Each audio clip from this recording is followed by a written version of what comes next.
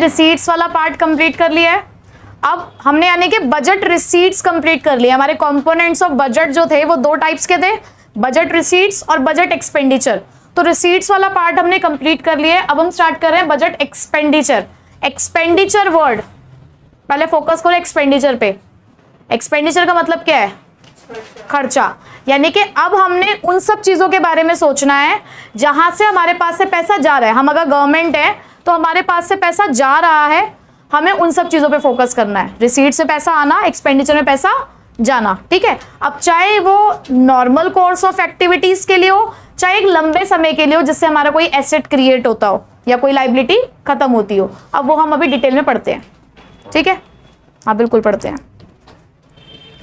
सबसे पहले what is budget expenditure? Budget expenditure refers to the estimated expenditure of the government. Estimated क्या हो गया? साउंड।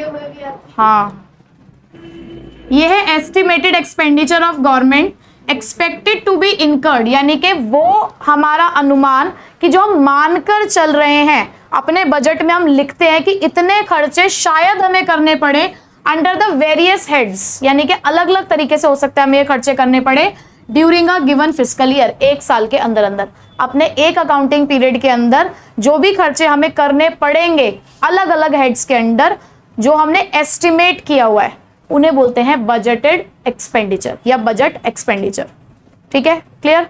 अब ये बजट एक्सपेंडिचर भी हमारे पास दो तरीके के हैं। एक है हमारे पास रेवेन्यू एक्सपेंडिचर, एक है हमारे पास कैपिटल एक्सपेंडिचर। अब बिना इसे देखे पहले मुझे बताइए व्हाट इज रेवेन्यू रिसीट? क्या थी वो दो कंडीशन? बस रेवेन्यू रिसीट ये था। अब रेवेन्यू एक्सपेंडिचर देखो, दोनों में एक वर्ड कॉमन आया, नाइदर नॉर।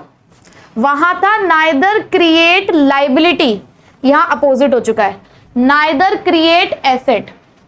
क्योंकि देखो रिसीट में पैसे आने की हम बात कर रहे हैं, इसलिए हम वहां पे ये कह रहे थे कि वो हमारी लाइबिलिटी को क्रिएट नहीं करता।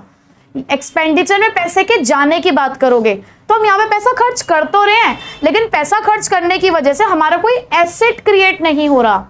एट द सेम टाइम यहाँ हम पैसे दे तो रहे हैं, लेकिन तब भी हमारी कोई लाइबिलिटी रिड्यूस नहीं हो रही। क्या होते हैं रेवेन्यू एक्सपेंडिचर? ऐसे एक्सपेंडिचर जिससे ना तो हमारा कोई एसेट क्रिएट हो, ना हमारी कोई लाइबिलिटी रिड्यूस हो। यानी कि हमारी जेब से पैसा जा तो रहा है, लेकिन वो किसी एसेट को क्रिएट नहीं कर रहा, वो हमारी कोई लाइबिलिटी यानी कि कोई फ्यूचर ऑब्लिगेशंस को कम नहीं कर रहा। तो पैसा किस लिए जा रहा है? डे टू डे बिजनेस को चलाने के लिए, डे टू डे एक्टिविटीज को मैनेज करने के लिए। जैसे कि गवर्नमेंट ऑफिसेज में एम्प्लॉयज काम करते हैं तो उनको सैलरी देनी होगी आपने, गवर्नमेंट पेंशंस देती है, गवर्नमेंट सब्सिडीज देती है, गवर्नमेंट हेल्थ सर्विसेज पे पैसा खर्च करती है। अगर गवर्नमेंट ने कहीं से लोन ले रखा है तो गवर्नमेंट को उसके ऊपर इंटरेस्ट देना पड़ता है। तो ये सारे रेवेन्यू एक्सपेंडिचर है। इनमें से किसी में भी ना तो आपको कोई एसेट क्रिएट होगा, ना ही आपकी कोई लाइबिलिटी रिड्यूस होगी।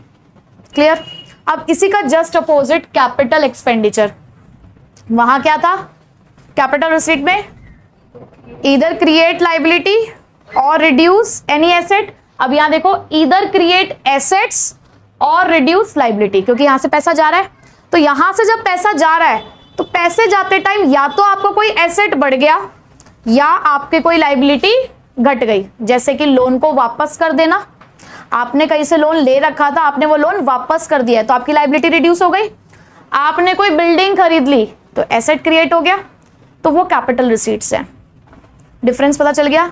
अब सिंपल सी बात, यहाँ एसेट्स और लाइबिलिटीज पे कोई इफेक्ट नहीं पड़ता, जैसे कि वहां नहीं पड़ता था। यहां पर एसेट्स और लाइबिलिटीज में फर्क पड़ता है।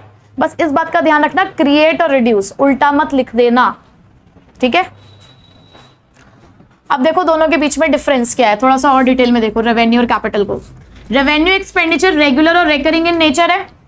भाई डे टू डे जो आप अपना बिजनेस चला रहे हो, नॉर्मल एक्टिविटीज, नॉर्मल फंक्शनिंग चल रही है जो गवर्नमेंट की, उसमें ये होते रहते हैं। इनकर्ड और normal functioning of the government, government जो भी डेली के डेली काम करती है उसमें उसे ये वाले खर्चे करने पड़ते हैं, जैसे कि payment of salaries to the government employees, pension और हेल्थ सर्विसेज एक्सेट्रा। ऐसे बहुत सारे और भी खर्चे हो सकते हैं।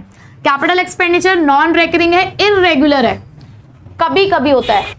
हम हमेशा अपने लोन का पैसा वापस नहीं करते। भाई हमने एक बार लोन लिया, हो सकता है 5 साल के लिए लिया हो, 10 साल के लिए लिया हो, तो तभी तो पैसा वापस करेंगे। हम रोज रोज एसेट्स नहीं खरीदते हैं, रोज रोज फ्लाईओवर्स नहीं बनते, रोज रोज जो है रोड्स नहीं बनती हैं। कभी कभी होता है ये काम, एक बार शुरू होता है तो कुछ साल तक पहली बात तो चलता है, ठीक है। तो यहां पर जब भी आप ये खर्चा करोगे तो आपके कैपिटल स्टॉक में एडिशन होगा। आपको याद है कैपिटल फॉर्मेशन एक वर्ड पढ़ा है आपने, इन्वेस्टमेंट एक वर्ड पढ़ा है आपने।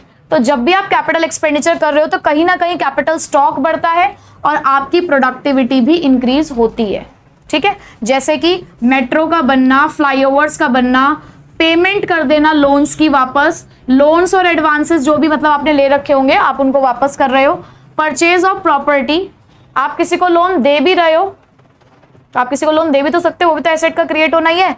उसके अलावा आपने कोई प्रॉपर्टी परचेज कर दी, तो ये सारे आपके क्या हैं, कैपिटल एक्सपेंडिचर हैं।